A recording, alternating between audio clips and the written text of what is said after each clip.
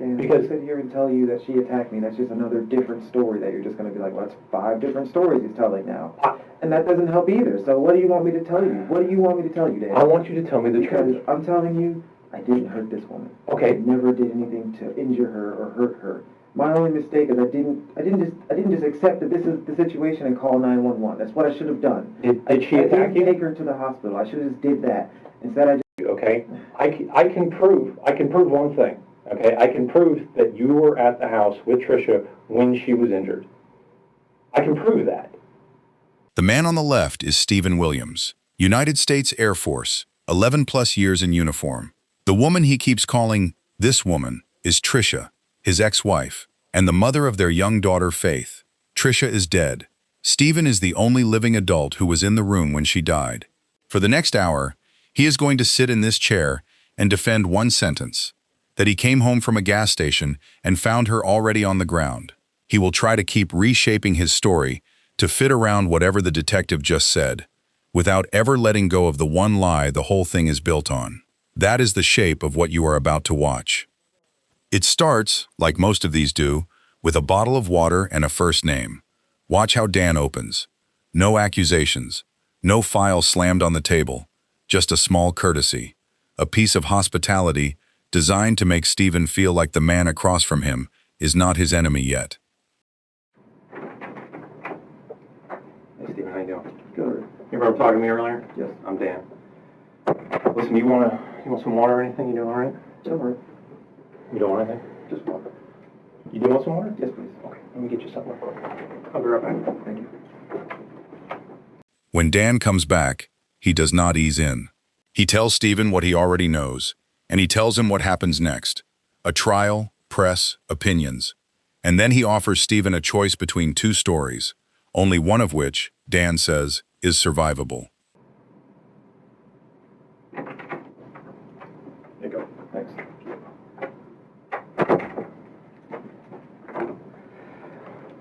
All right, listen, I want to kind of talk to you about what's going on with this, okay? And I've been involved with this case from the beginning, okay? And I've seen everything that we have. I've seen all the interviews. And at this point, I know we've come in and we talked to you over and over and over again. We've talked to you in Raleigh, we've talked to you here, and we've always talked about the past. What happened that night, what happened that night, what happened that night. What I want to do is I want to kind of talk to you about the future, where we're going from here, okay? Now, you've already heard about all the stuff that we got. I mean, there's no question about what happened that night. We know that it's more than you're telling us. We know that you were involved with her death. We know that, okay? So the question is not what happened or anything like that. What we need to understand is going forward, okay, there's going to be a trial, okay? There's going to be press. There's going to be everybody looking at this. You've seen how these things, they get huge. The media gets involved, and everybody's going to have an opinion about what happened. And everybody's going to have an opinion about you and your relationship and what kind of person you are, okay? And the thing that we're trying to do here is, I mean, I talked to you earlier. You're a nice guy. I like you. I mean, I think we could be friends, you know, in different circumstances. But here's the thing. You know, there's going to be 2 narratives going forward, okay? And what I want to do is try to give you the opportunity to kind of tell me more about what narrative actually happened, okay? Dan draws the 2 boxes. Box 1, the cold-blooded box, he makes as ugly as he can. Box 2, the accident box, he preloads with sympathy, and then he tells Stephen he already knows which one is true. Give you the opportunity to kind of tell me more about what narrative actually happened, okay? So what we're looking at is, you know, there's the one option, okay? And that's the option that you were kind of getting earlier when Tom was in here, which is, you know, you planned this? You came down here with the intent purpose to hurt Trisha? That you planned to ditch her car here in some calculated way, and you planned to go put her in a certain place that nobody could find her and all that kind of stuff? And that sounds pretty bad, right? I mean, you wouldn't agree with that, okay? Now, the other alternative is that, and like I said, we know what happened. We know that, you know, that something beyond what you were telling us happened in the house. But I think the more likely story is having seen, I mean, trust me, I've been here, you haven't seen me before involved in this, but I've seen you, okay? I've done a lot of research in your background, and I know what it was like with Trisha. I know what kind of stuff you went through. I know she had a wild streak when she was younger. I know what she did, and she came after you, you know, in that domestic thing that happened before. I know how that started, okay? We've seen the reports. We know how it all happened. We know she went back and said, no, the whole thing was made up because she started it, okay? What I think is more, to me, having known you, having known the background of everything between you and her, everybody's going to have their own opinion. But I can see that. I think probably what happened was something more like she started something that night, okay? And you know, having known what her background was, having known how she treats you, okay, I've seen text messages. I've seen what she says to you, okay? I know what kind of stuff she's always bitching at you about stuff. I get that. I see that, okay? So I could see how that would kind of go that direction that night, all right? So what I want to do is try to set the stage so that you can actually tell the narrative about what actually happened, which is not that you planned all this, okay? Not that you planned down here to come down here and kill her and send her out into the woods like some sort of mass murderer. I mean, really? I mean, like you're going to go chop her up into little bits or something like that? I mean, that seems kind of ridiculous, okay? It seems far-fetched, like you said, okay? And I don't think you planned all this. I don't think you're capable of that, okay? I think what happens is... Here is what Dan just did in 90 seconds. He took every scenario that ends with Stephen in a prison uniform for life, put them on one side of a table, and slid them away. Then he took the one scenario that ends with a plea deal and a manslaughter charge, put it on the other side, and pushed it forward. He hasn't asked a single question. He is selling. This is where a good detective earns his badge. Dan is going to spend the next few minutes narrating the accident version of the night, the version he wants Stephen to adopt, and building it out of details he already knows to be true. The sick daughter, the child support, the temper, the gas. I think you planned all this. I don't think you're capable of that, okay? I think what happens is sometimes things just get out of hand, okay? You agree with that? Sometimes, you know, people start doing something and they cause something to happen, okay? And I'm not saying you wanted this to happen, all right? But I know you were there when it happened, okay? What we want to understand is what actually happened that night, okay? And I know you were there, and I don't believe it was your fault, okay?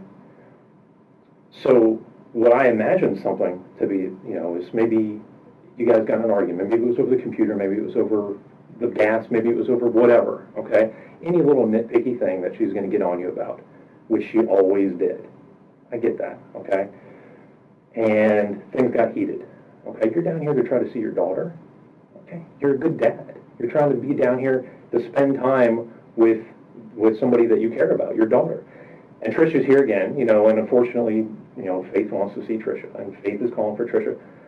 I'm sure that doesn't make you feel that good. She's trying to spend time with your daughter, okay? Okay. But it's, you know, and Trisha came over, but then things started getting kind of ugly, okay? And I'm sure she started it. And you didn't want to get involved in that, okay? But if she starts pushing things, she's not going to back up. She's unrelenting, okay? I've seen this, okay? I've seen the history. I've seen the background of how this works, okay? So what I could see happening is maybe she came at you and, I mean, just defending yourself, she falls. Maybe you didn't realize how hard you pushed her out of the way, but you're just trying to defend yourself. You see what I'm saying? I'm not saying that you tried to hurt her, but I'm saying that it's clear that something happened there, and that resulted in Trisha getting injured to the point where she was deceased. Okay?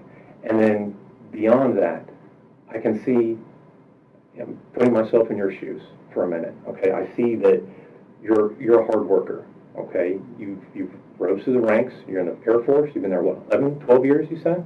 I mean, that's a long time. That's a career. You devoted your life to that career, to this country. Okay? You got your daughter to think about. Okay?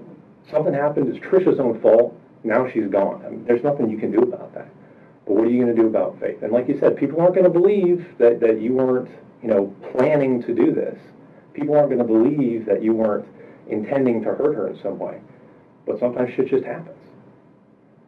And now here it is. So now you've got to make a choice. Okay? Do you call the cops and roll the dice that we're going to believe your story? Or do you try to do you go into a little bit of... Notice what Dan just handed him.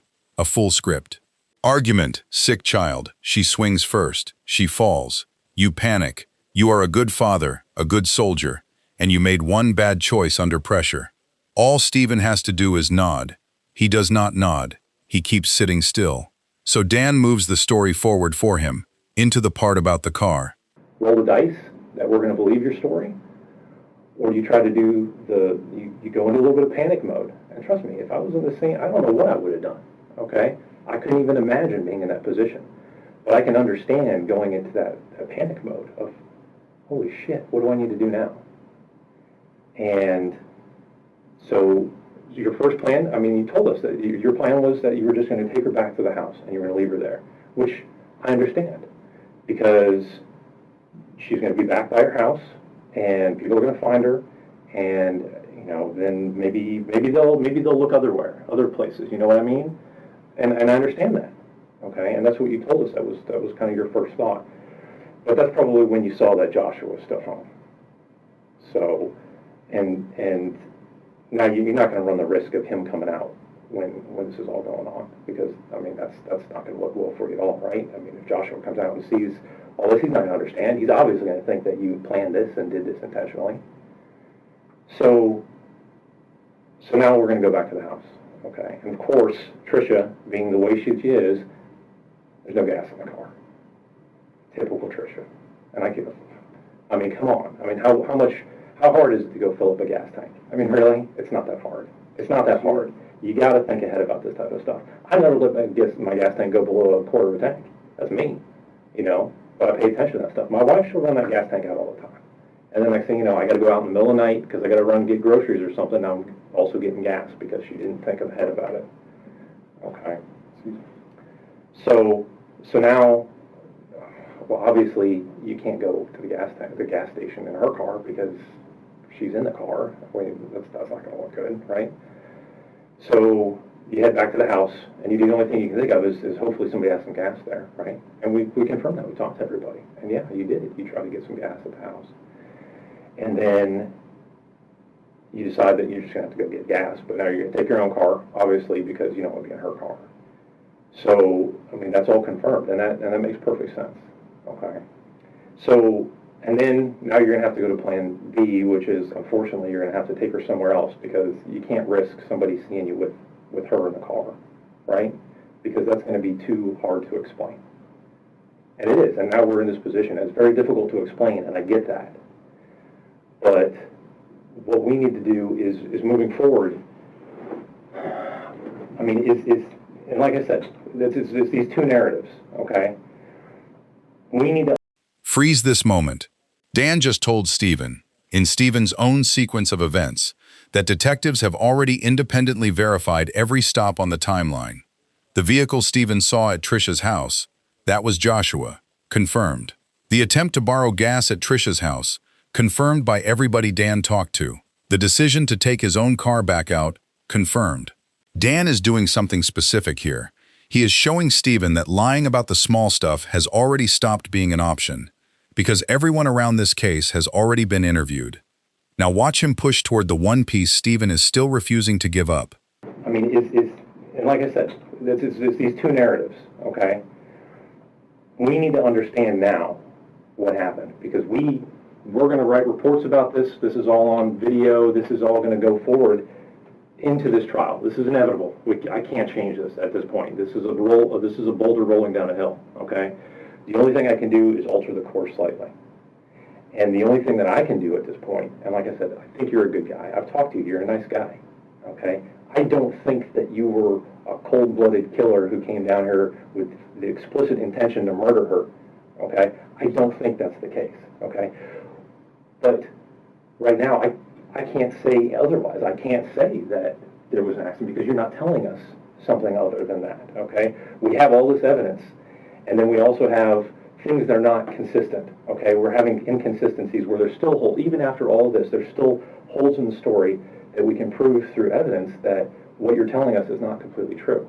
And that continues to make it look like even understanding that this has happened and it was out of your control and we know what happened, you're still trying to tell us little lies about what happened so that it makes you look better. And unfortunately, that's not going to help you, because any lie at this point is going to make you look bad, and it's going to tip that boulder right back to everybody thinking, oh, well, he's a liar, he's a cold-blooded murderer, he came down here to kill her, and they're going to put you on, like these posters with all these, serial killers and stuff like that.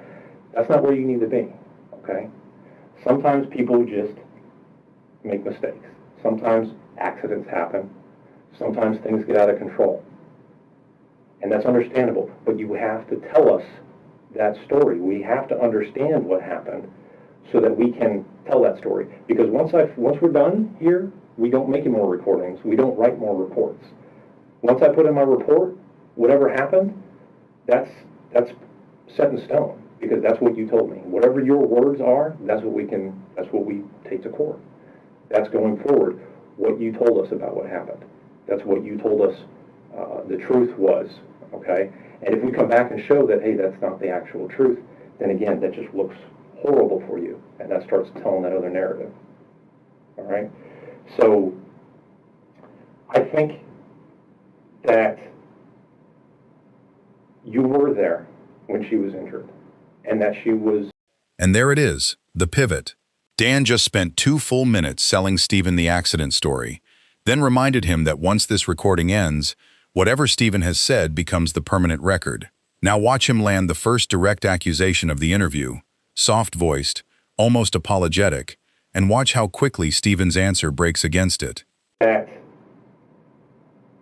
you were there when she was injured, and that she was injured in some way that was not a direct attack from you, but I think that you have more information about what actually happened to her, because I know you were in the house with her when it happened. Is that true? No. I never laid a hand on her. Okay, no, listen, I know, and you tell me that, okay, and you're using very specific language. So tell me, I'm not saying that you laid a hand on her, but I know that you were there when she was injured. So you need to explain to us how it was she became injured, because this whole thing where you came back from the gas station and you just found her like that, I know that's not true. And I can prove that's not true. Okay? And I don't want that for you. I don't want you to be locked into this story where you're telling us a lie about how she became injured. Because if you lie about how she became injured to me right now, then that makes it look like you did it on purpose. Of course not. And that's not the story that I want to tell. Okay? And I want you to be able to tell the story about what actually happened and for the truth to get out there. The only thing that's going to help you at this point is the truth. And I know that the truth is not that... One word, no. Stephen answers the direct accusation with the smallest, most efficient denial a human being can construct. Dan does not push through it. He steps around it and starts to explain what his job actually is. And this is one of the most quietly devastating monologues in the whole hour. The only thing that's going to help you at this point is the truth. And I know that the truth is not that you came home and you found her after you went to go get gas for her. I know that's not the truth. Okay? And I need you to tell us the truth so that I can tell the actual truth when we go to court, because that's what I'm here for. I'm here to find out the truth about what happened. I'm not here to try you. I'm not a jury. I'm not a judge. I'm not a lawyer, okay? I'm a detective. My sole job is to find the truth about what happened. Because once I'm done with my job, I can write the truth in my report, and I can be satisfied that I understand the entire truth. But if there's something that doesn't add up, if there's something that I know to be a lie, I have to keep digging at it. I keep digging at it and keep digging at it, and I have to bring that up in court, because they're going to ask me, is this the whole truth? Is this what actually happened? And I'm going to have to say, I have evidence contrary to that. I know that that's not what happened, and I know he's lying. Okay? But the only person who is in that house who can tell us what happened to Trisha is you. Because Faith obviously can't tell us what happened. But if you don't tell us the truth about what happened, it just continues to make it look like you're lying to us to cover up something more sinister, for lack of a better word. Like you intended this to happen, and now you're covering it up. And I don't want that to be the story. It's not the story. And I know. And that's why I want you to have this opportunity to tell me the truth about how she became injured, how Trisha lost her life. Yeah, you do. Okay? And I know that you were in the house. Like I said, I can prove. Dan drops the badge. He tells Stephen, in effect, my report is going to say what my report is going to say. The only person who gets to influence what my report says is the person sitting across from me.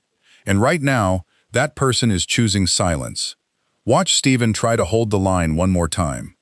You do. Okay? And I know that you were in the house. Like I said, I can prove. But I didn't do anything to her. And you're not hearing me. Okay, you're not hearing me. Okay, I'm not saying that you did anything to her on purpose. I'm not saying that you hurt her. I'm not saying that you laid hands on her. Okay, but I do know that you know what happened to her. I know that you know what happened to her. I know you were in the house. I know it. Okay, and I can prove that. And I don't want to have to get up on the court on the jury in the stand and explain to the jury that even after giving you the opportunity to tell me the truth about what happened, to tell me the truth that you're not this cold-blooded murderer who came down here to kill her. I would never do that. You can tell me that, but you continue to tell me a lie about what happened. You continue to tell me a lie about how you found her dead, how she came to be injured like that. And I know I don't want that to be the last thing that we hear about this. I don't want the last thing that you're able to tell us is this lie about how she got hurt, because that is the most important piece of this. There's no question that she was killed. There's no question that she was taken out into the woods. But the problem is that... Now Dan uses the ugliest comparison in his kit. He tells Stephen, out loud, what the alternative story looks like if Stephen doesn't give him the accident version. He calls it a murder bag. And he tells Stephen, in words, exactly how much better the accident sounds than the murder bag.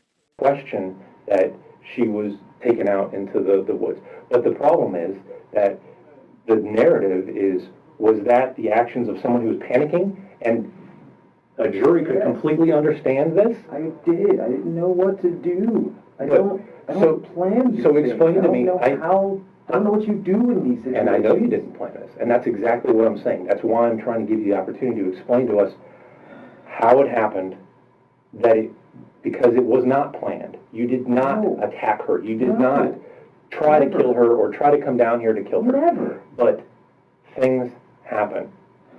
And we need to understand what it was that happened in that house before the whole gas thing. I know it happened before the gas thing. I know it happened before you went to this computer thing. I know that's not the truth. I can prove that this is not the truth.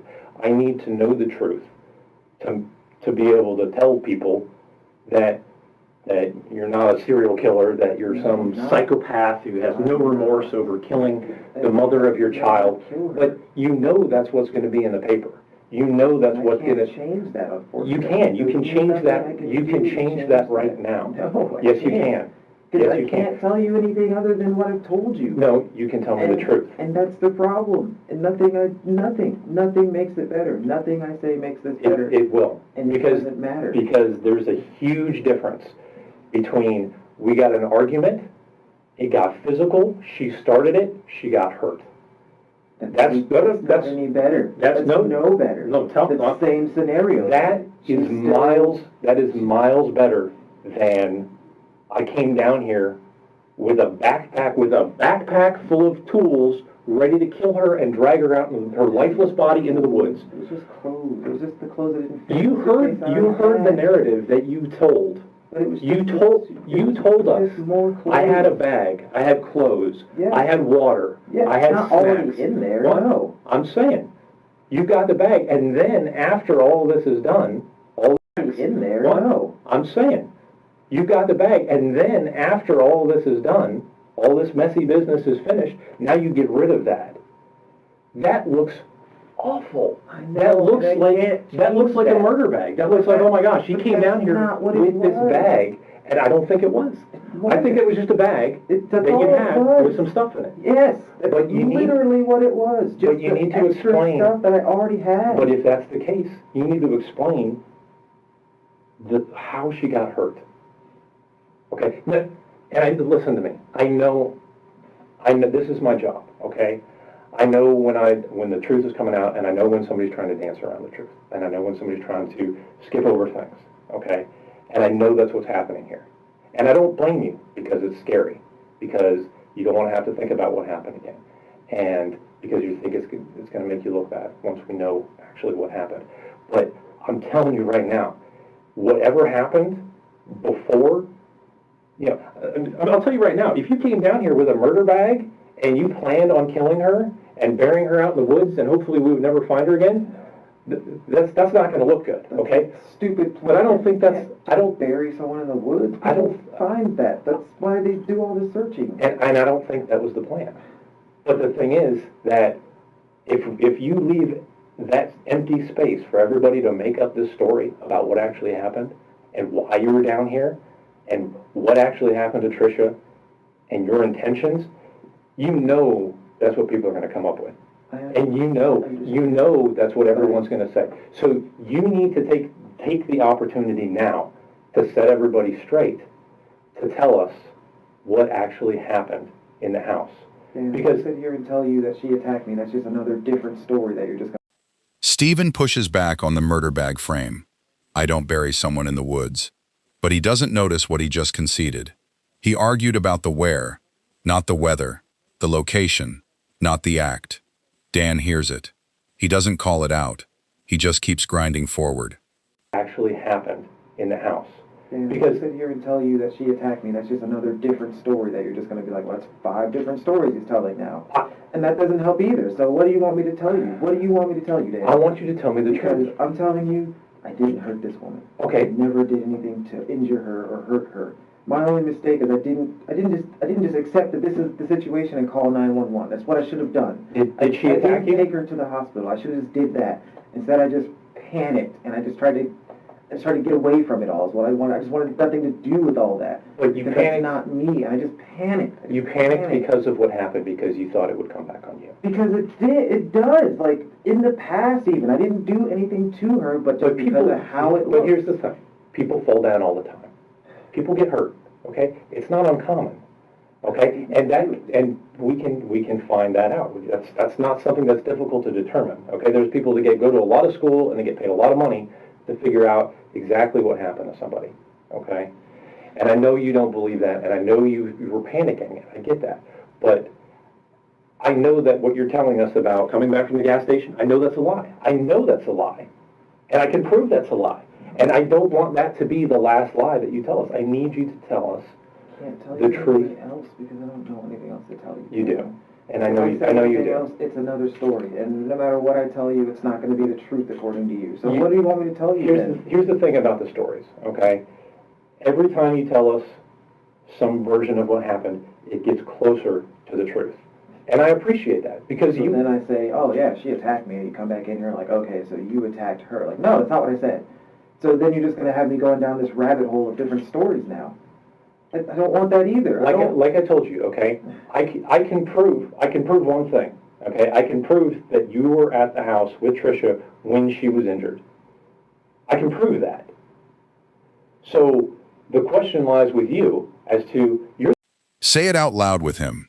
I can prove that. The whole interview is built on those 5 words. Every time Stephen reaches for a new version of the story, Dan puts those 5 words down on the table between them. Now Stephen does something interesting. He denies without denying. Watch. I can prove that. So the question lies with you as to, you're the only one who was there with her. Like I said, you're the only person who can tell us what happened. So this is your opportunity to tell us what happened in the house before you left. Because that's when I know she was injured, and I can prove that. What I need to know is what happened in the house. Because I know what you're telling me is a lie, and I can prove that. But if you stick with that story and I can prove that it's a lie, everyone's going to assume the worst.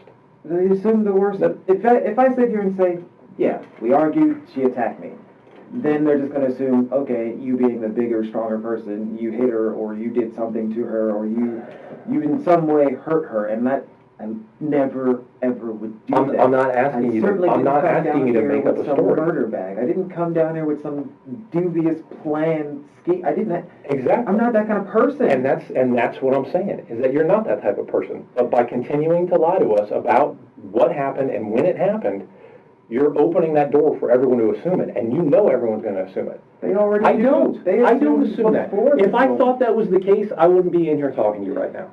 Because if I thought you had this murder bag and you came down here with the express intent to kill Trisha, I'd be like, you know what? Never. There's no sense in talking to this guy. He's a psychopath, No. and he's not worth anybody's But time. that's why we're divorced. But I'm not going to murder the woman. But I'm not going to. that's why I want to come in here and talk to you and try to give you the opportunity to set the record straight and tell us the truth about what happened with Trisha. Because I know what you're telling us right now is a lie. And I don't want you to be stuck in this lie. Because once I write it in my report, it's done. This is what Stephen told us, and that's it. But I can prove that's not true. That's not how I want to end this report. Because everybody wants to know what happened to Trisha. If Trisha had an accident, if Trisha came at you when she fell, She clearly had an accident because I didn't do anything to So- her. I'm so telling what- you I didn't do anything. so what happened? I never hurt her. I didn't push her. I didn't shove her. I didn't do anything to that woman. so what happened? I didn't do anything. I'm not saying. Stephen just delivered his last full denial. Count the verbs: never hurt her, never pushed, never shoved, never did anything. And in the same breath, he asks the question that is going to unlock the entire second half of this recording. So what happened? He is asking, out loud, the detective, the only other person in the room, to give him permission to tell it. Dan spends the next 15 minutes not answering because Dan wants Stephen to answer it himself. I didn't do anything to that woman. So what happened? I didn't do anything. I'm not saying you did anything. But I'm that's asking, not- that's not the question I'm asking. The question is, what happened? Because, like I said, I know you were in the house when it happened. I know you were there. I can prove that you were there. And if you don't tell me the truth about what happened now, then you're going to have to forever live with the fact that you lied about it, and then it's going to come out in court that we know he was in the house and he's lying about it, and that looks awful. That looks like you knew exactly what you were doing, that you need to cover this up because what you did was so horrible that nobody would understand. And I don't think that's the case. I don't think that's the case at all. Then why even go with that if you know that's not the case? I'm Why not do saying that. I'm not saying that's what I think. I'm telling you, you know that's what everybody else is going to think. You know that once this thing gets on CNN and Fox News, I mean, they're going to put your mugshot up there, Regardless and of what I you say. leave that void. You leave that void where they can tell whatever story they want. They're going to tell Because whatever you're gonna- story, regardless of what I tell them, Not- man. It doesn't The matter news, what the I news, say. the news is not going to lie about something. Yeah, they will. They won't, because they can get in big trouble. If we have evidence that you said that she attacked you and that it was an accident or something like that, whatever the narrative is that you tell us, and we can say, you know what, this is the closest thing that we can get to the truth. We believe this to be the closest thing to the truth, because you can never find the absolute truth. It's very, very difficult, okay? But the thing is that if we're sitting here and we can know that you're lying to us, that leaves this giant gaping hole where anybody can put whatever they want in that. Because a lie is a lie. It's not the truth. If we know, well, that's not the truth, what goes there? What fills in that spot? That's the truth. If we know, well, that's not the truth, what goes there? What fills in that spot? That's, I don't think you did. I had no.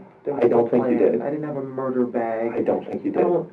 I don't think- know anything but about this you know- nonsense. I don't know. You know it looks like It that. looked And bad looks from the get-go, and that's bad. why I panicked from That's the get-go, because why- it looked so bad. But you need to take this opportunity to tell me the truth, because I don't want you to have to live with the fact that you lied to us about this whole gas thing As it is, and coming back and trying to. There's no point. There is a regardless point. now. There is a point, because this is a huge difference. Because someday in the not too distant future, You're going to don't worry about the media. Don't worry about what your friends and family are going to think. Don't worry about all this That's stuff. really not. You're going to have a jury That's my deciding your I fate. feel like no matter what I tell you, it's not going to make No. a difference with them. It's going to make If a I sit huge here difference. and tell you another story of we had an argument and fought, then they're going to be like, well, what happened to the other 2-3 stories he told? Why wasn't this the story? Because you were scared. And I I'm scared. understand you're scared. Now, I was scared then, I'm scared now. You've been scared throughout this entire thing. Your actions look like somebody who's planned this and look like somebody who came down here to murder you. But I can see they're actually the actions of someone who was scared. But you need to explain to them that you didn't just come home and you saw that she fell down and you got scared. That doesn't make sense to a jury. Regardless. They're not going to buy this. Right there. Dan just named the lie. Not you were in the house, the specific lie. She was already on the ground when you came home. That is the single sentence Stephen has been protecting since minute 1. Dan just told him, I have forensic evidence that says that sentence is a lie, and I can prove it in court.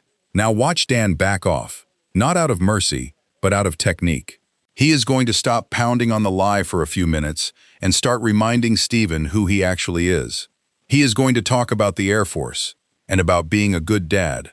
Bullshit, because I would never hurt that woman. I would never So tell us any ill what actually intention or happened will in the her. house. No. What actually happened in the house. The only way that we're going to be able to move forward from this is for you to because I'm telling you, I'm being straight up with you. I'm being honest with you, okay? I've done this investigation. I have all this forensic evidence, okay? We have a bunch of people who have gone through all of this forensic evidence, and we can see what you're telling us the truth about and what you're not telling us the truth about. And I can tell you right now, the biggest glaring lie is that I know that you're lying about that she was already on the ground when you came home. I know that's not true. I know that's not true, and I can prove that in a court of law to be not true. So you have to take this opportunity. I'm giving you this huge clue. Hey, you need to tell us what actually happened here. Because if I can prove that you're lying, now you're going to leave it in the hands of a jury, of a bunch of people who have been watching the news about what they talk about you, and then you're going to let them decide and fill in that hole about what happened to Trisha. You think they're just going to say, oh yeah, she must have just fallen down and bumped her head. You think that's what they're going to think? No. No, because you're not telling them what actually happened. You're not telling me what actually happened. I just feel like if I do, then it's just another story. It's just another story of what happened. It's another version of what happened. Everything is a story. BS. Everybody has their own. It goes into like the docket file of, well, we can't believe a word this guy says now because you lied at the beginning, you lied in the middle, and now you're probably still lying in the end. No, because we need to understand, because I don't want to leave you here hanging out here with this lie, this glaring lie that I know is not the truth. Because if you take this opportunity to talk to me, I will listen to you. I will listen. I will believe your truth. It doesn't matter if you believe me. It does. No, it doesn't. Who do you think writes this report? Who do you think has to file all this stuff to the state attorney? I understand. Myself, the other detectives.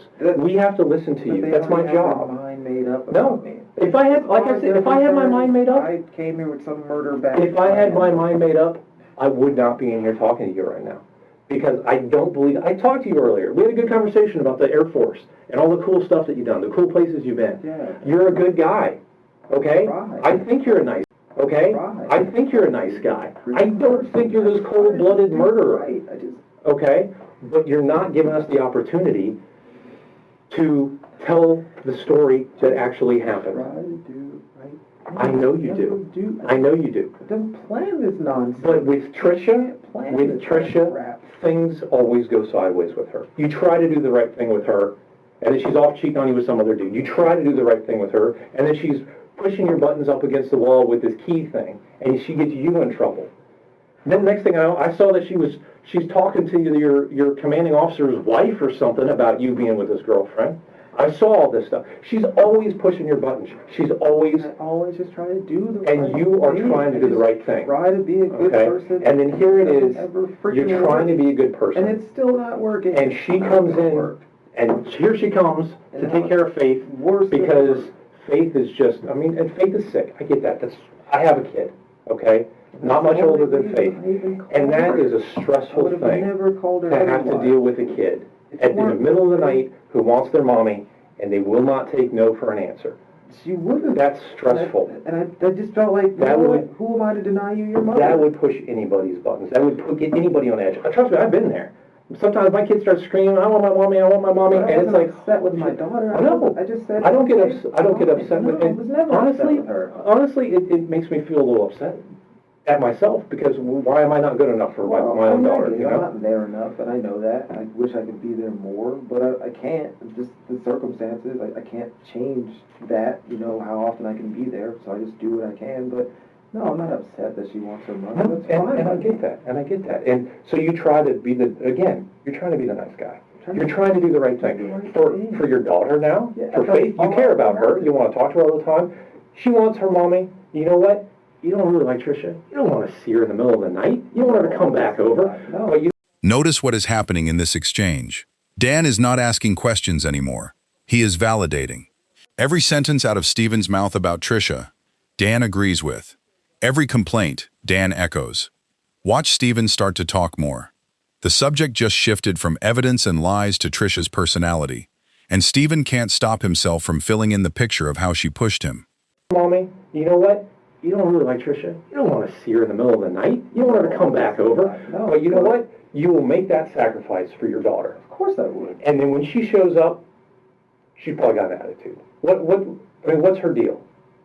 I'll never know what her deal is. She always has her own agendas. I just try to ignore them. I just pretend that whatever she says is just take it as a grain of salt and move on. And I know she's I got. don't feed into it. I don't ask questions. I don't answer things. I just smile and nod kind of thing. But sometimes she won't take that, Well, no, that's just her personality. and she's going to keep pushing because she's got to end the conversation. And I She's usually got to just get to let some her. resolution. And I let her. And she's going to keep prodding and poking about whatever the stupid thing is that she's upset about. Okay? And I get that. Okay? We all understand that. We've all been there. Okay? So, and I understand how the kind of the atmosphere of that night. And I can't blame you, okay, for panicking after all of this. It's just a panic. Okay? Panic. But you got, know what but was the right thing to do. Stephen, So but panic. I want to tell you right now, okay? You need some guidance sometimes, you weren't sure what to do. I can tell you right now, the right thing to do is to tell us what actually happened. It is, it's going to help you enormously. I know you think that the truth is gonna make it look so much worse. Okay? But I can tell you right now, the truth is never anywhere near as bad as what people will believe if you let them come up with their own story. No one believes I hated her. I never hated her. I didn't like So her. tell I me, didn't hate the so woman. tell me that story. Scared about it. Tell me what happened. Tell me what happened so that I can tell. But it was, and you tried, and I know you did. Even after she was off with this other dude, you brought the family back together. You had a child with her to try to create this happy family. Even though you didn't really want to, but you did. You tried so hard. Okay, and I get that. And I get that, and I appreciate that. I think you're a good guy. You're a family man. You're trying to do the best that you can. Okay? You got a career. Okay? You provide. You're a good guy. I mean, especially, there's a lot of people that they don't even try. They abandon their kids. They don't get a job. They're out drinking, doing drugs, all kinds of shit. But you're not that guy. Just do the right thing and be a good person and try to be a good father from a distance, I guess. And you did, and you were doing a good job. Mommy, you know what? You don't really like Trisha. You don't want to see her in the middle of the night. You want her to come back over. No, but you know what? You will make that sacrifice for your daughter. Of course I would. And then when she shows up, she's probably got an attitude. What's her deal? I'll never know what her deal is. She always has her own agendas. I just try to ignore them. I just pretend that whatever she says is just take it as a grain of salt and move on. And I know she's got. I don't feed into it. I don't ask questions. I don't answer things. I just smile and nod kind of thing. But sometimes she won't take that. Well, no, that's just her personality. And she's going to keep pushing because she's got to end the conversation. She's got to get to some resolution. And I let her. And she's going to keep prodding and poking about whatever the stupid thing is that she's upset about. Okay? And I get that. okay? We all understand that. We've all been there, okay? So, and I understand how this, the kind of the atmosphere of that night. And I can't blame you, okay, for panicking after all of this. It's just a panic. Okay. Panic. But you got, know what but was the right thing to do. Stephen, So but panic. I want to tell you right now, okay? You need some guidance sometimes, you weren't sure what to do. I can tell you right now, the right thing to do is to tell us what actually happened. It is, it's going to help you enormously. I know you think that the truth is gonna make it look so much worse, okay? But I can tell you right now, the truth is never anywhere near as bad as what people will believe if you let them come up with their own story. No one believes I hated her. I never hated her. I didn't like So her. tell I me, didn't hate the so woman. tell me that story. I cared about Tell her. me what happened. Tell me what I happened wish we so could that I have can, you better, I but can it tell. wasn't ever possible, And, so but it was, accepted and that. you tried, and I know you did. Even after she was off with this other dude, you brought the family back together. You had a child with her to try to create this happy family. Even though you didn't really want to, but you did. You tried so hard, okay, and I get that. And I get that, and I appreciate that. I think you're a good guy. You're a family man. You're trying to do the best that you can, okay? You got a career, okay? You provide. You're a good guy. I mean, especially, there's a lot of people that they don't even try. They abandon their kids. They don't get a job. They're out drinking, doing drugs, all kinds of shit. But you're not that guy. Just do the right thing and be a good person and try to be a good father from a distance, I guess. And you did, and you were doing a good job. Try to be a good father from a distance, I guess. And you did, and you were doing a good job, okay? But sometimes people throw monkey wrenches into your plans, okay? And you're trying to do the best that you can. You're trying, and I can see that. And like I said, I've seen all your guys' communication, all your text messages, and how you talk to each other. And she was trying you. You wanted to talk to your daughter. You wanted to be there for because you don't want to just abandon your child. No, you don't want her to not have a father. You're doing a good job. As best as I could. And I know because of the military and her living in Florida, I can't always be there, but yeah, I'll try to be there as much as I can. And that's why that night you gave in. You said yes. I know. I have a daughter. Daughters always get what they want, no matter what. They always get what they want, no matter if you don't want it or not. She wanted mommy.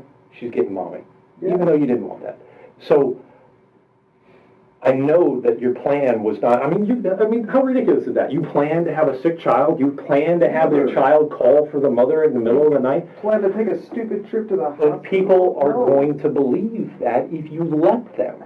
They're going to believe. How do you plan that? How do you plan for your child to be sick in the middle of the night? So I know you think that the truth is going to sound worse, but you know it's not. You know it's not going to sound worse. You know it can't be worse than this narrative that people are creating about you. It's only that people are already saying everything else already. I've already told too many different freaking versions. You told versions because you panicked.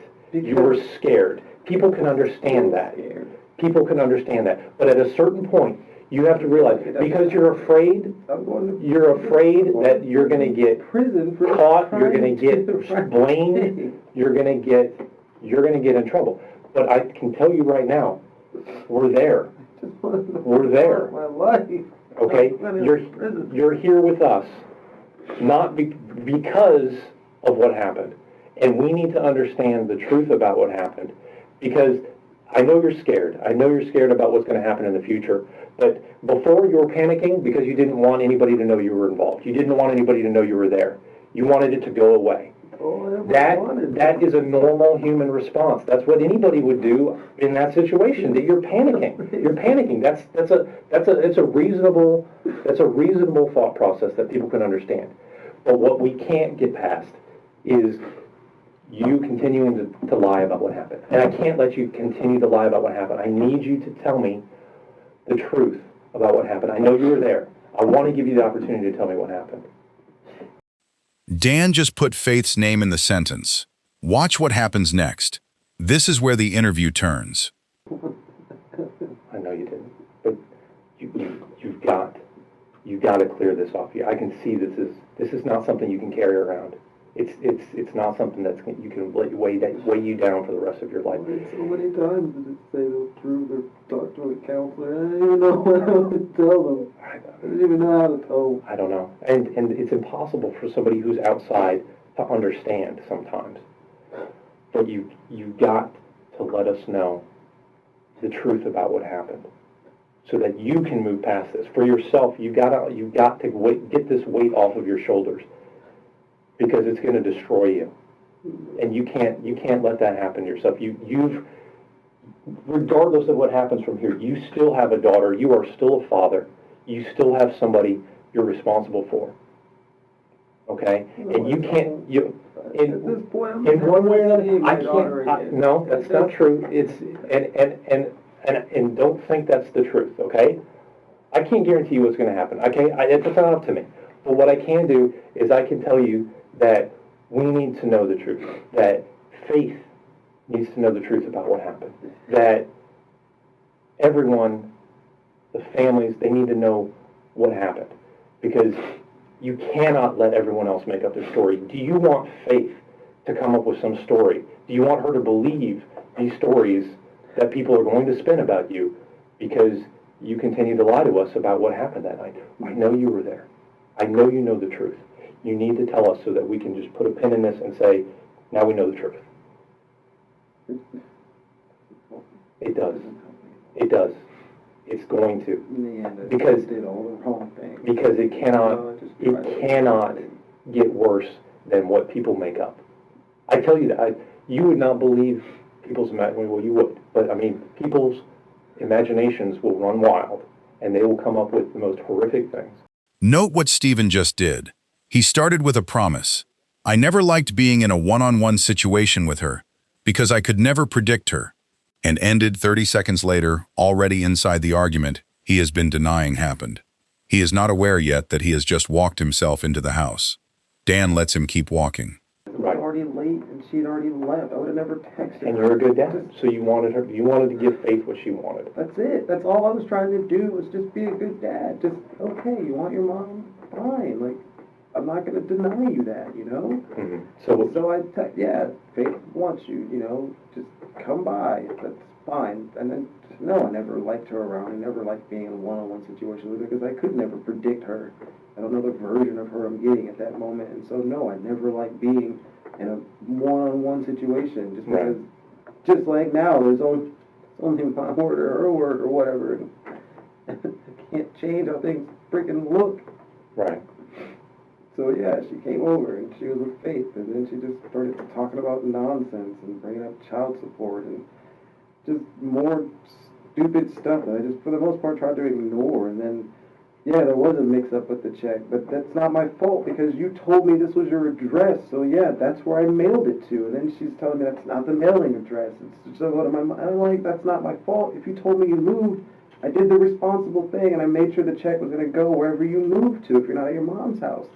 And then she's just going on and on about now I owe her more money and back child support and I'm just sitting here like, then I'll fix it. I'll send you another. I'll do something, but I don't have the money now. So just give me some time, like, because that money, since you didn't get it on time, is already spent. I spent it to come here, and now I need a little more time to get it to you. And now she's talking about how she's going to go to court and all this other stuff, and it's my fault.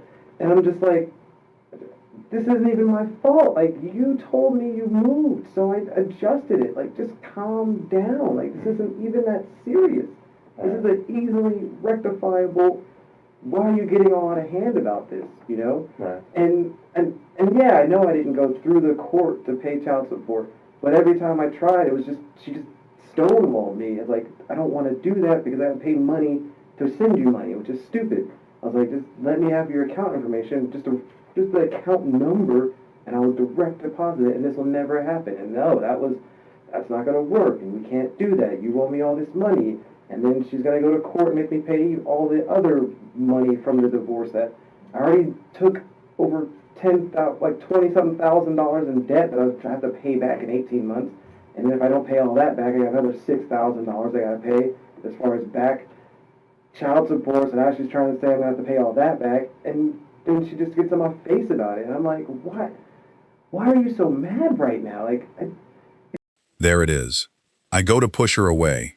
One clause, 4 words, and 45 minutes of denial just quietly disappeared.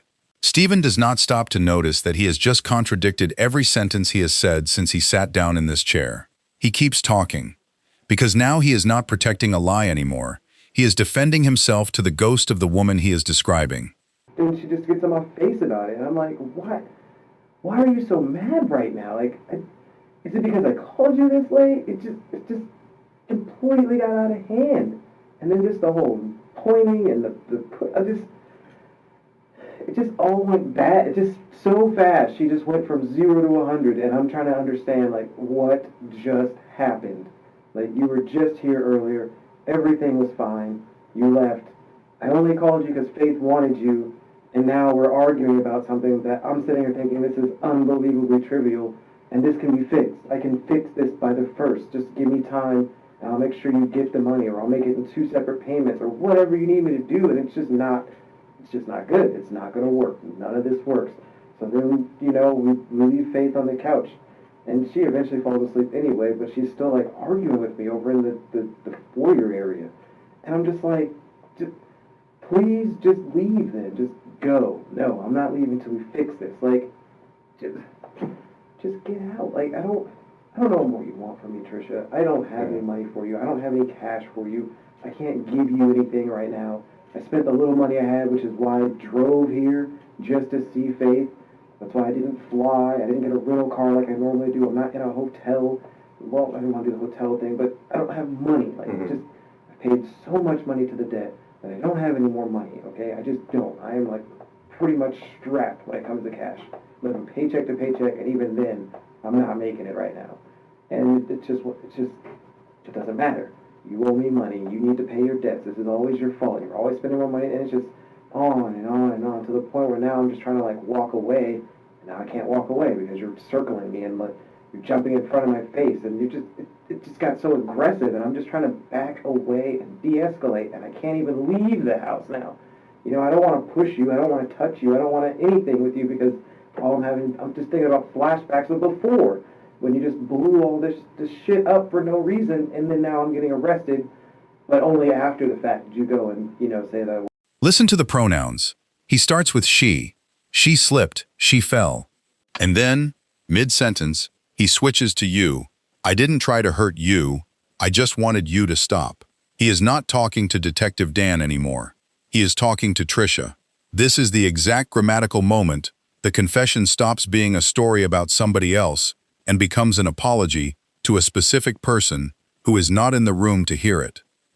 Shit up for no reason, and then now I'm getting arrested, but only after the fact did you go and, say that it wasn't my fault. No one else knows that now, but only after the fact that I got arrested. All I'm thinking, just flashbacks.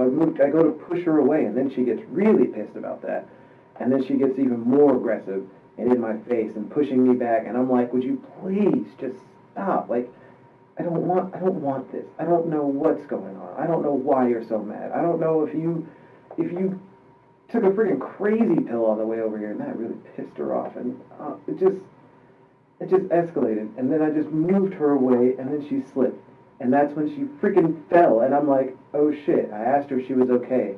It was like a weird sound. She didn't say anything though, and then I freaking panicked, and then I just freaking panicked, because I didn't try to hurt you. I just wanted you to stop being here in my face yelling at me as I'm trying to back away. I'm trying to de-escalate. I don't want, whatever this is, it's yelling at me as I'm trying to back away. I'm trying to de-escalate. I don't want, whatever this is, it's not this serious. I don't know why it's so serious about this money. It's always been so, like, even throughout the divorce, every penny has just been so serious about her trying to get every dollar. Right. And I'm like, and now I made a mistake, and I sent the check to the wrong address because I didn't know that wasn't a mailing address. And I can't explain where it is, because I didn't even get it back in the mail until a week after that. And it just went so fast. And then I pushed her, and then I didn't push. I was just trying to get her away. Just please stop yelling in my face. It's like, just, like, if she was at that distance, fine, but she wasn't. She's just Right up in here your the face. whole time. And I'm like, please, just stop.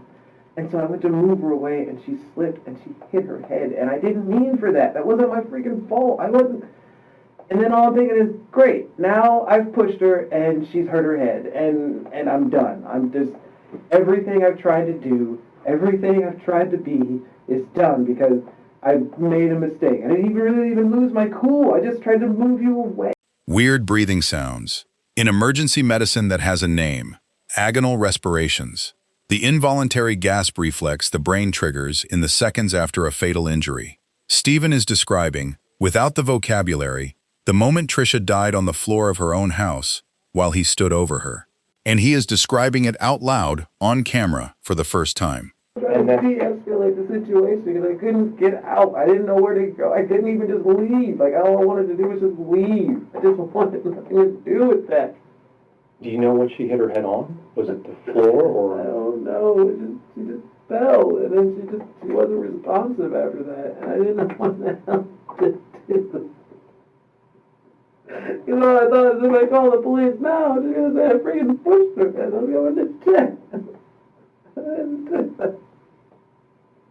So what did you do next? I just tried to wake her. I tried to snap her out of it, and it just kept getting worse. She just wasn't responding. She made weird breathing sounds, and I'm thinking, oh shit, I'm going to jail. Like, I'm going to jail. Wish ill on her. I tried to always do right by her, no matter what the situation. I just tried to do the right damn thing. And all I'm thinking is, I'm going to jail for trying not to hurt you.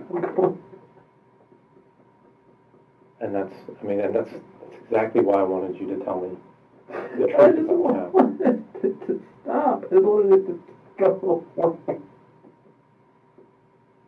I just wanted to just go back.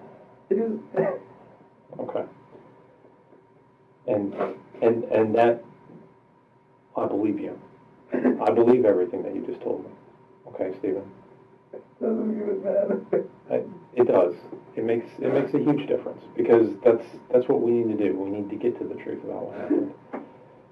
Now you know the next question I'm going to ask you. Okay? And I know you don't want to, but we need to know where Trisha is. I don't know, and I really don't have a freaking clue where that was. I just panicked, and I just drove. And I went through 1,000,001 scenarios in my head of what to do, and none of them were good. All of them just ended bad.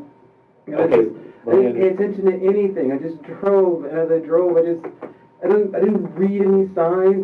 I just drove, and I just tried to think of how to fix it, and I couldn't fix it, and it was just bad all around, and I'm just like, no matter what, I'm screwed. Like, I am screwed no matter what. I can't go back.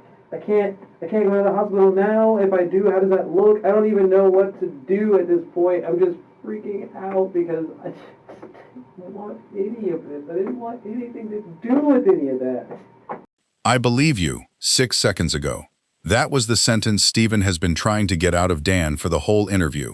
Now that he has it, he immediately gives Dan the next thing Dan needs, which is not another admission. It is a map. Watch how gently Dan pivots from confession to geography, and how quickly Stephen's brain shuts down on the details.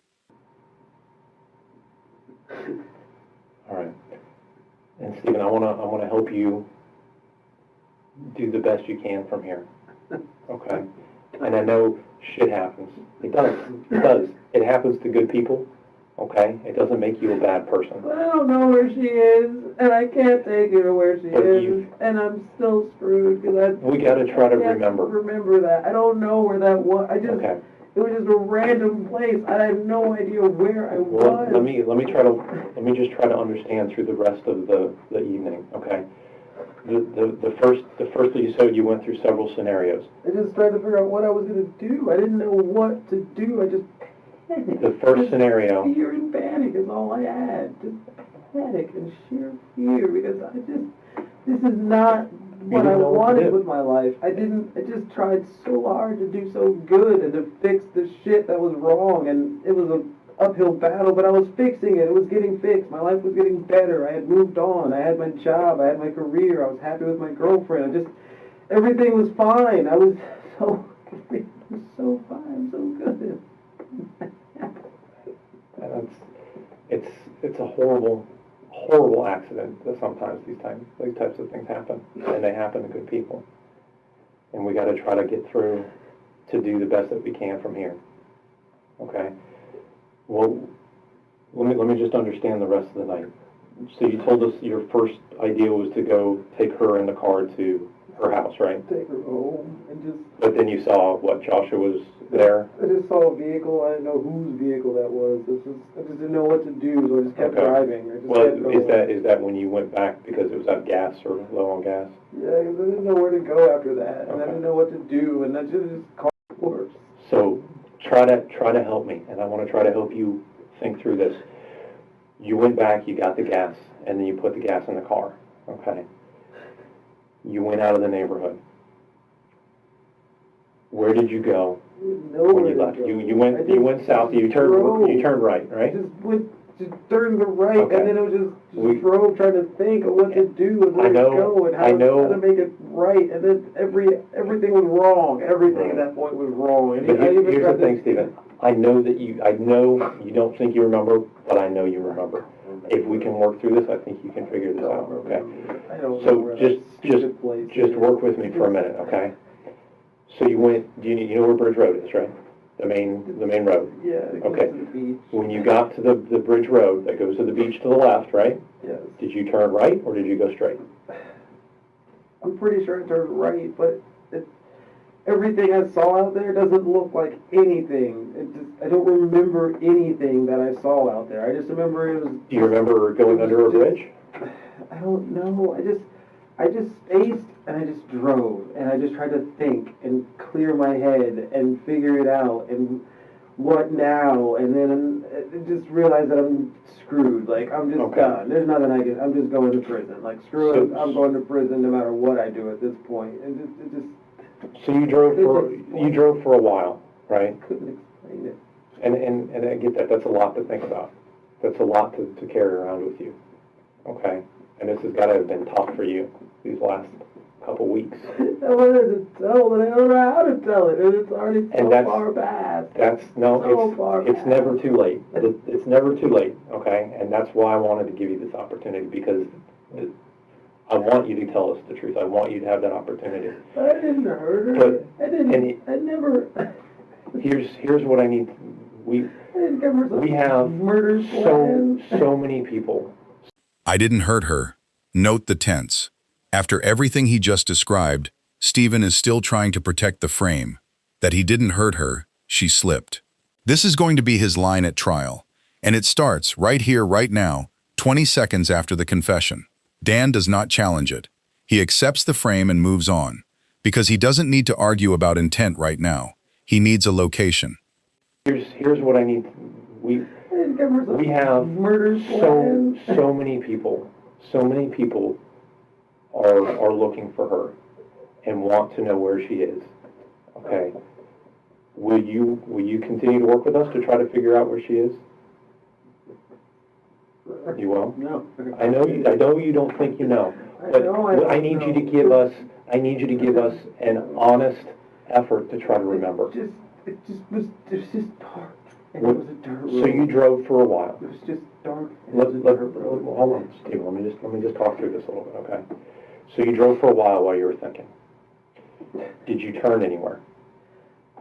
No, Dan, for a moment, I just spaced. I just saw a road and I just drove. I didn't want to think. I didn't want anything. It just was just zoned out. Okay. Just nothing. Just Okay, because so you don't remember, just sheer fear and panic, and I just don't know what I should do or. okay, when you get to the end of that dirt road, you turn down a dirt road somewhere, right? Okay, I know you remember this part, okay? When you get there, what do you see around you? Just stuff. Just Was it grass and trees and just nothing. was it like significant. a forest? I don't know. It's just Was it like dark. a swamp? I couldn't tell you how thick or how far it went. I just Was got it to the a point where I farmland? Stopped, and then I just got out, and then I didn't know what to do. I knew wherever I was at was way too far to walk, most likely, because I don't even know where the heck I am. Right. And it's just dark, and I can't see anything out there. I know there's shrubbery or trees. I don't know how far that goes. I don't know Could you what it see, even is. could you see the main road from where you were at all? No, I don't Okay. even, it was so dark the other direction. How I long, didn't even know how long do you think you were off? Okay. I just wanted. You said before that you changed your clothes in a little building. Where was that? In the building. There's some little thing near where I parked your car. I just changed. Near put her on house? More clothes behind it. Near her house or near where you left Trisha? Her house. I drove back and then I just. You changed after you drove back? Because I didn't know what else to do, and I just like, well, the bag has clothes. I can just put more clothes on, and I didn't know what to do. And Steven, okay, here's the next thing that I need to understand. That is Stephen confirming, on camera, that after leaving Trisha's body somewhere down a dirt road he cannot describe, he drove all the way back to her house, parked, and changed his clothes behind a small structure on her own property. That is not the behavior of a man who came home from a gas station. That is the behavior of a man who knows he is covered in physical evidence that has to be gotten off his body before it gets found on him. And Steven, okay, here's the next thing that I need to understand. When you got to where Trisha ended up, where did you put her? Okay. I laid her down. Okay. I took her out of the car, and I just laid her down. Was she in water? No, she was on the ground. Was there water anywhere nearby? I don't think so. I didn't hear water. Well, you know how a lot of them have like the little ravines and canals and stuff that run along them. You didn't see anything like that? I didn't notice any of that. Okay. I just remember it was really dark, and I just took her out, and she just looked peaceful and sweet, like what I remember her. You know, the way I would like to remember her. Well, I don't ever talk bad about her. I'd feel, not like love, but I care about her. You had a life with this person. I was married 11 years to her. Yeah. Of course I still care And about her. you created a life with this person. You're always going to have some peace together. I get that. No matter what else happens, the money and all that other stuff. Just didn't want, and that's why we need to. She just looked peaceful. We need to do everything that we can to bring her home now. I know what happened. I know, and that's done. It's in the past, and that's what I want. And I told you in the beginning, I want to talk about the future with you. We're done talking about the past. We know what happened in the past. We need to get beyond that. We need to find her. We need to bring her home. I don't know. I honestly, after all this time, every day I sat home thinking, the day they're going to come knocking on my door. There's no way they're not going to find her. I don't even know where I left her. I didn't even try to cover her up. I just laid her down. So because I was hoping beyond belief that she would be okay. You knew she was peaceful. You knew she was at peace at that time. I know you were hoping. I know you're hoping, but you knew that was not the case. And it's horrible and it's unfortunate. But like you said, and that's just what happened. And bad things happen. But so you're telling me you did not cover her up at all? I didn't even I didn't even know I didn't know what to do with her. Everything I thought. Trisha spent the last hours of her life the way Stephen describes leaving her, on the ground, in the dark, uncovered, off a road he cannot find on a map, in the direction of a beach he cannot describe. Her daughter Faith is at that moment still asleep on a couch in a house she will grow up remembering as the house where her mommy stopped coming home. Oh, it's done so bad. I just wanted it all to end. I just wanted the whole thing to just stop and just go back. Okay, and I know this is tough, and this is something that you don't want to go back to, but I need you to try to think really hard about what it was like there, okay? Because we've got to do this. We've got to bring her home. And I need you to help us do that. If I could take you, I would take you. I know. So I could show you that. I know, and that's what I'm trying to do. I'm trying to get you to help me. I'm trying to help you to remember what you can. How long did you sit in the car once you got there? Yes, I just that stopped for, and I thought, and then was that for a long time that you thought? No idea. Once I got down this dirt road, I kind of realized, like, I don't even know where the hell I am. I don't even know where this road is going. I just kind of stopped after a bit. I just stopped.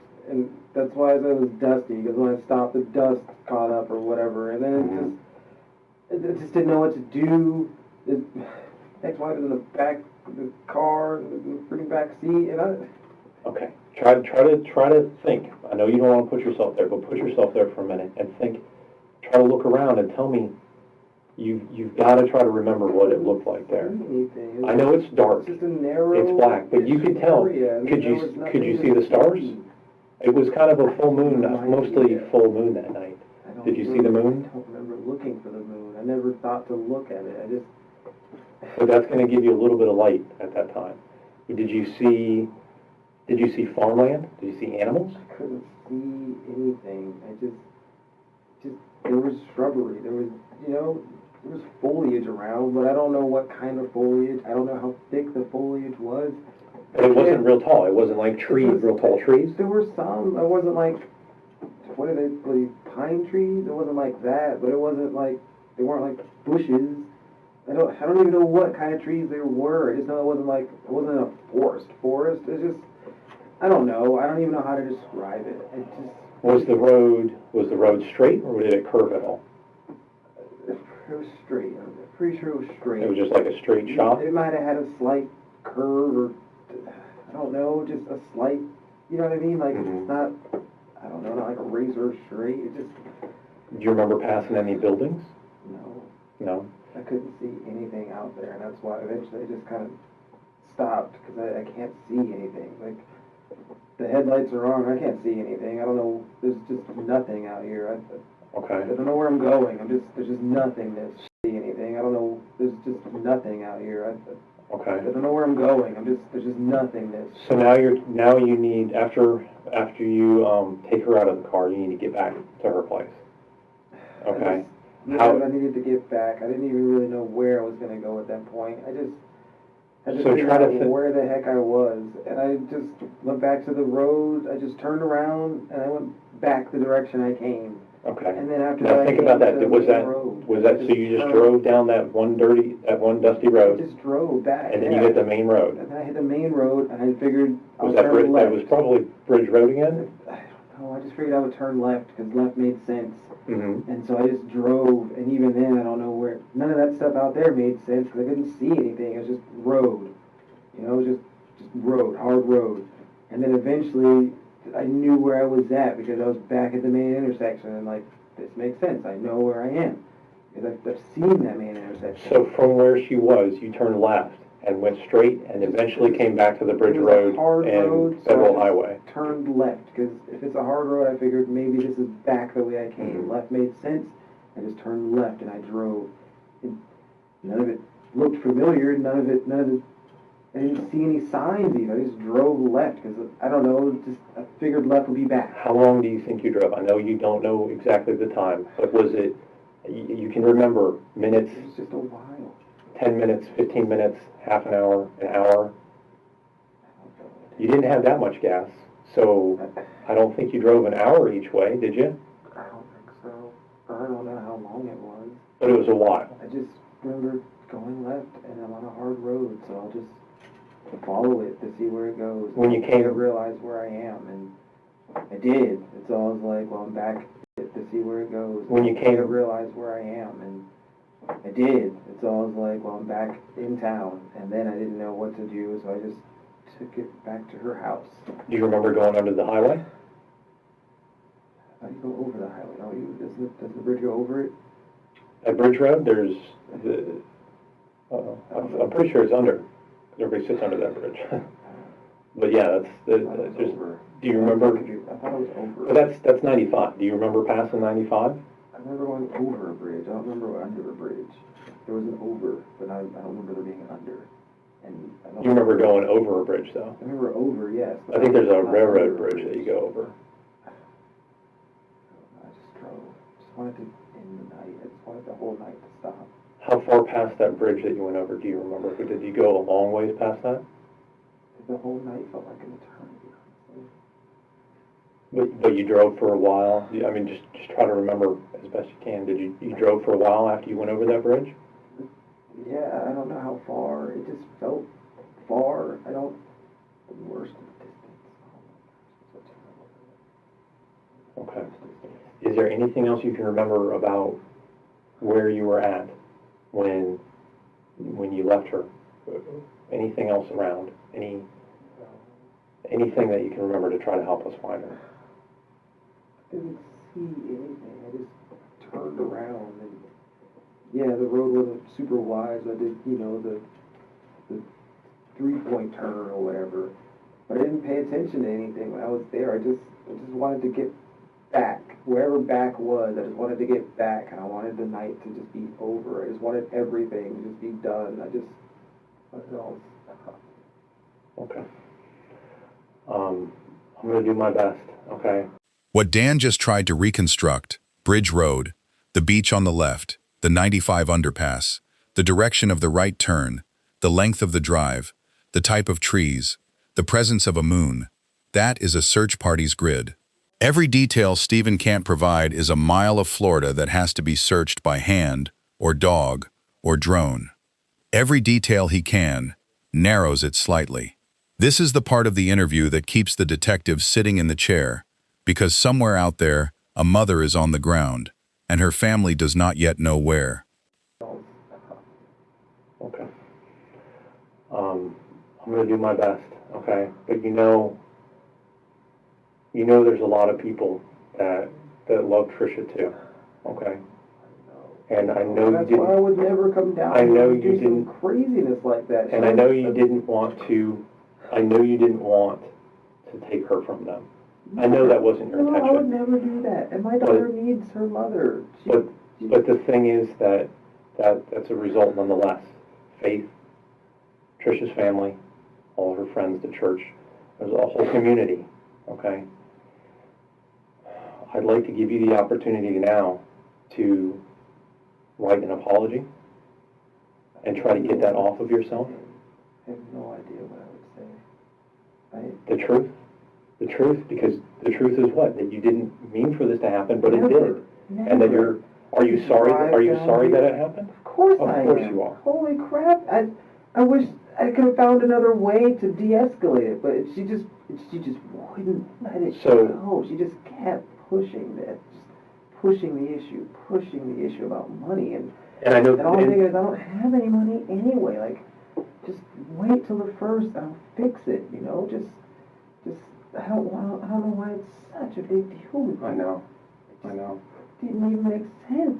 And this is going to be a lot of weight, and has been a lot of weight. I mean, you carried a lot of this for so long now, for weeks, and that's more than anybody can really take. And I can tell you that getting this off your chest and writing an apology to these people saying you're sorry that it happened this way, that you did not mean for it to happen this way, and although it did happen, that you're truly sorry, I think that's going to help lift a lot of weight. Is that something that you'd like to do?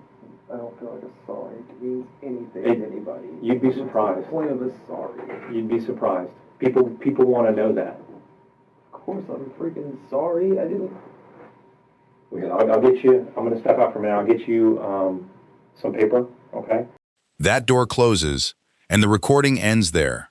Stephen Williams sits alone at the table, in front of a piece of paper he asked not to be given, in a room where 45 minutes ago, he was still telling the world he had come home from a gas station and found the mother of his child on the floor by accident. Detective Dan walks out with the only sentence he was ever going to need.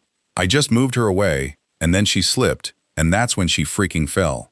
A location Stephen can't quite point to, but can walk a detective toward. And the confirmation that when Stephen drove back to her house afterward, he stopped behind a small structure on her property to change out of the clothes he was wearing when she died. Investigators use what he did give them: Bridge Road, right turn toward the beach, dark dirt road, straightish, foliage but not pines, no water heard, no visible farmland or buildings, left turn back, as a search corridor. Trisha's remains are, in time, located. The state files murder charges.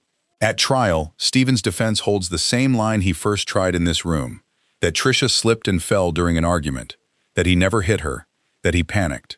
The jury weighs that against what the interrogation captured: the changing versions, the manufactured gas station timeline, the wrapped and moved body, the changed clothes behind her own house, the road he could not find. Stephen Williams is convicted and sentenced to a prison term commensurate with the taking of a life. Faith, The child at the center of this case grows up with both parents gone. One to a grave her father drove her to, one to the sentence his own words in this room helped write. If this kind of frame-by-frame walk through what a suspect says, and what the room already knows, is what you come to this channel for, subscribing means the next one lands in your feed the day it's posted.